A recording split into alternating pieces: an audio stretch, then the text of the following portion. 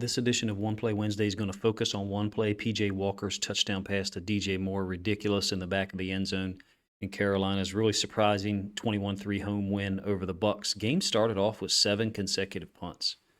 4 by the Bucks and 3 by Carolina. This is Carolina's 4th possession that we'll pick this up with. If you're new to the channel, this initiative or these sequence of videos that I try to do each week on Wednesday is just to highlight one play.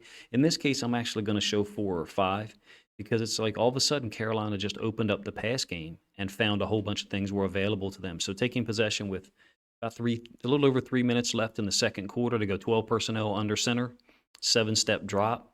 This is a great find by PJ Walker to DJ Moore coming across the field. Has to kind of scramble out of here. I shouldn't say has to. He kind of chooses to scramble out of here. It's not like there's really pressure. The Panthers have really picked this up well initially. PJ Walker's just looking for an angle, buys himself time, and then throws it over. I think that's Shaq Barrett trying to cover, the deep flats to DJ Moore. 21-yard gain to get the drive started. Really cool play, really cool throw. Kind of an indication that the guy was ready to go. All right, 2 plays later, 2nd and 9. Nearing midfield, 11 personnel.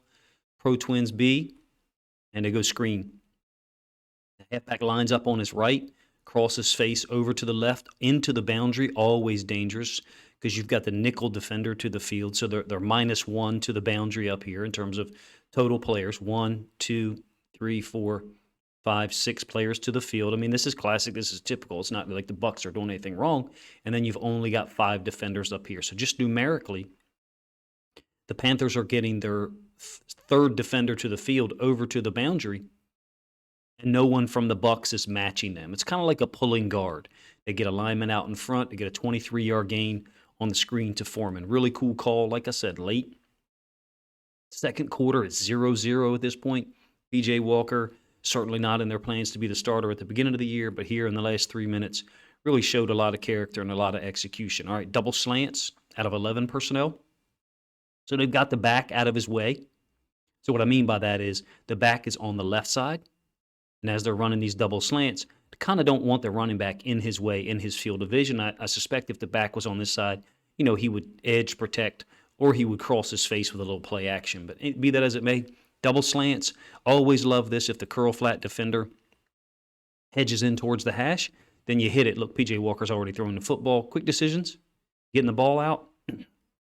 Easy completion to Marshall for 11 yards. All right, so here's the big play that, hopefully the NFL channel doesn't show this because then this video will be demonetized. But it's a touchdown pass to DJ Moore, 20 yards back of the end zone. Like a little skinny post and an out by number 2.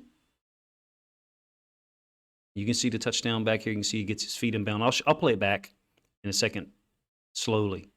How does he get this open on this safety? How does this safety get beat in this situation?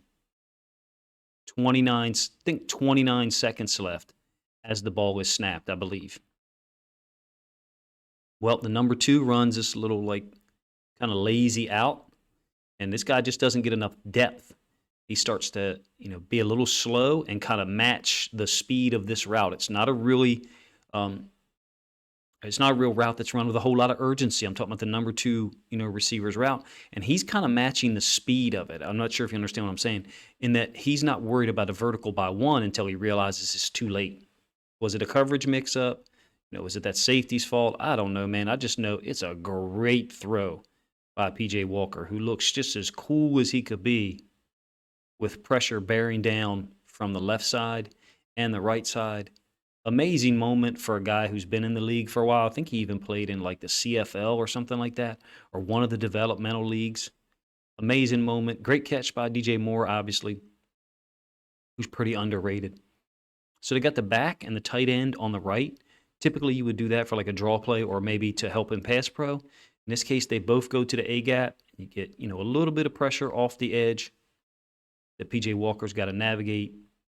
He's able to get the ball out, and DJ Moore comes down with it. Awesome moment. Go into the half, up 7-0. I think they forced punts or turnover on downs on the Bucks' first 3 possessions of the third quarter. Honestly, I haven't watched a ton of the film of the Bucks offense. As a Ravens fan, I have some saved, just haven't had the time to watch it because we play them on Thursday night, so that's going to be an interesting challenge in and of itself. This is just a look at that throw by P.J. Walker to DJ Moore. Who knows what they're going to do at quarterback in Carolina, but for me, like guys like P.J. Walker, Taylor Hinkie, that's at Washington, I think he also played in that same developmental league that P.J. Walker did. I don't think it was the CFL now that I think about it. I can't remember what league it was. I root for them, man. Guys that have fought their way up to the NFL, so they appreciate what it's like to be there, and they hopefully not taking it for granted. I'm real interested to see what Carolina does in the upcoming weeks, if they've found some kind of emotional spark here with this guy. And retaining some of the weapons that they have, obviously, except for Christian McCaffrey and Robbie Anderson. Appreciate you guys' time. Let me know what you think of One Play Wednesday. If this is your first time listening to and watching my channel, please consider subscribing now.